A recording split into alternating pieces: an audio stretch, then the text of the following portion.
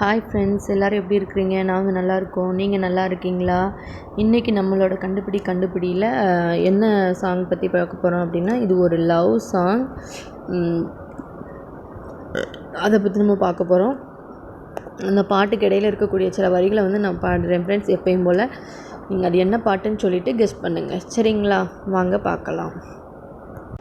உன்னை பார்க்கக்கூடாது என கண்ணை மூடிக்கொண்டாலும் கண்ணை பிரித்து நீ வந்தாய், இமைகளின் இடையில் நீ நின்றாய்.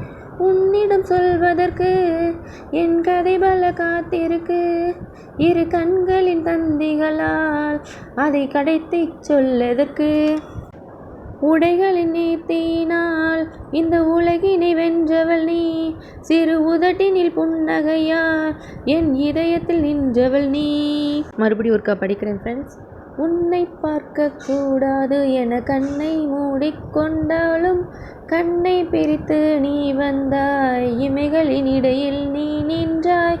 உன்னிடம் சொல்வதற்கு என் கதை பல காத்திருக்கு, இரு கண்களின் தந்திகளால் அதை கடத்தி சொல்லதற்கு. உடைகளின் நீத்தியினால் இந்த உலகினை வென்றவள் நீ, சிறு உதட்டினில் புன்னகையால் என் இதயத்தில் நின்றவள் நீ. என்ன ஃப்ரெண்ட்ஸ், கெஸ் பண்ணிட்டீங்களா இது என்ன சாங்னு?